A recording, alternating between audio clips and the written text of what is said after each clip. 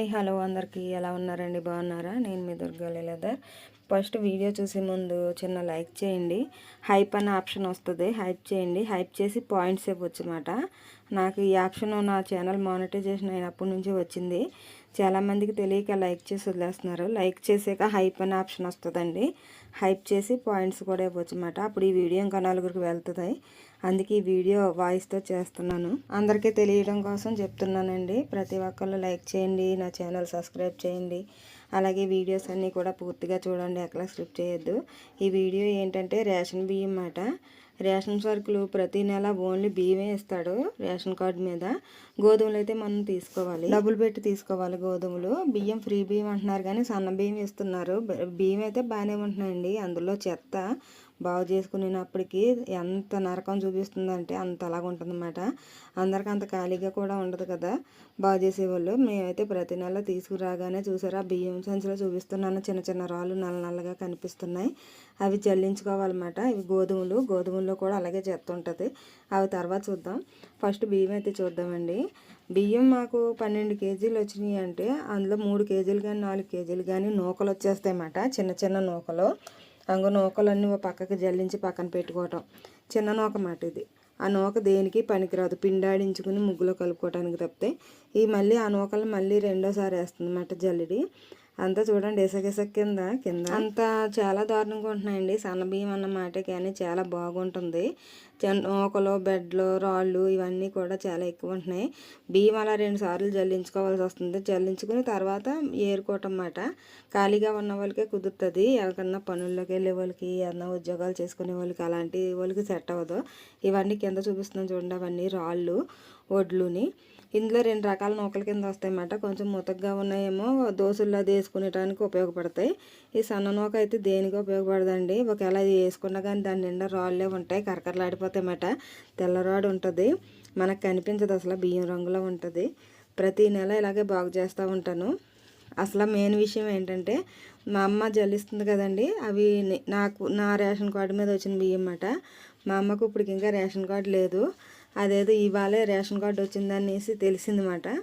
Ration వస్తుందో రాదో చూడాలి. ఇన్ని సంవత్సరాలకు ఇప్పుడు వచ్చిందండి ఈ ప్రభుత్వంలో మాకు రేషన్. అలాగే మా అమ్మకి పింఛన్ కూడా రావట్లేదండి, వీడియో పెన్షన్ రావట్లేదు. మా నాన్నగారు పోయి అప్పుడే 3 సంవత్సరాలు అయింది. అప్పటి నుంచి కూడా పెన్షన్ కూడా రావట్లేదు. రేషన్ కార్డుకి, ఈ పింఛన్కి అన్నిటికి నేనే అప్లై చేశాను. అప్లై చేసినా కూడా రాలేదు. ఇప్పుడైతే ప్రస్తుతానికి అయితే రేషన్ కార్డు వచ్చింది. మరి ఆ పెన్షన్ ఏమవుతుందో చూడాలి.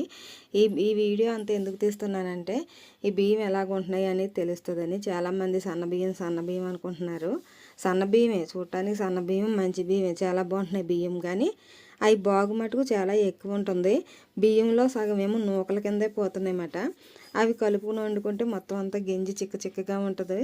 అన్నం అది సివిడిపోయినట్టు ఉంటుంది. ఇవి డైరెక్ట్ వండుకోవడానికి కూడా కుదరట్లేదు. పాత బియ్యంలో కలుపుకుని వండుకోవాల్సి వస్తుంది బియ్యం. ఆ బియ్యం ఇచ్చే కొంచెం మంచి ఇస్తే బాగుంటుంది కదా. మొత్తం అంతా ఇంత పని చేసుకోవాలంటే ఎవరికి కుదురుతుంది? ఎవరికీ కుదరదు.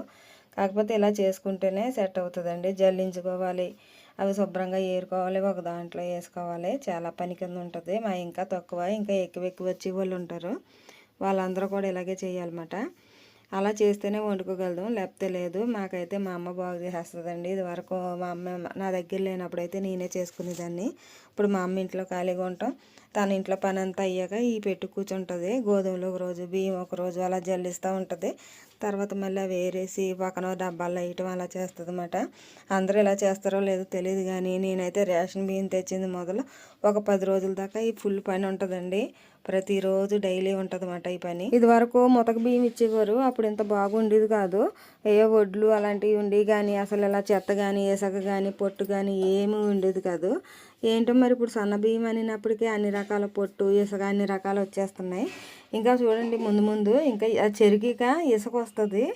ఇసుకను చూడాలి, సన్న ఇసుక మాట. చేతితో ఇలా పట్టుకుంటే ఇసుక అది నోట్లోకి వెళ్ళిందంటే కరకరలాడిపోద్ది. చూడండి అదంతా ఇసుక పొట్టుతో కలిపిన ఇసుకలాగా వచ్చింది. చెరుగుతుంది, చేట్లో వేసి చెరిగితే అలాగ వస్తుంది అన్నమాట. అంత బాగుంటుంది. అవి డైరెక్ట్ వండేసుకుంటే పురుగులు కూడా పట్టేస్తాయండి. అవి మూట కట్టేసి పక్కన పెట్టేసినా పురుగులు పట్టేస్తాయి.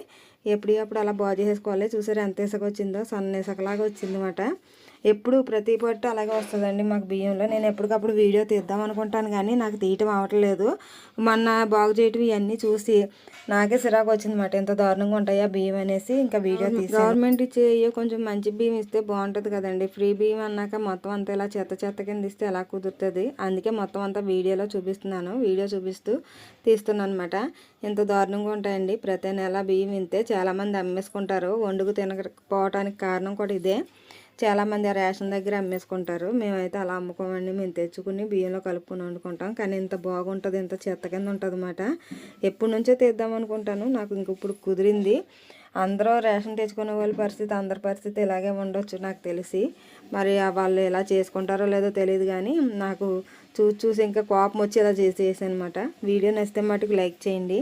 మీ అందరికి కూడా ఇలాగే చేసుకుంటారో లేదో నాకు కామెంట్ రూపంలో కామెంట్ చేయాలి.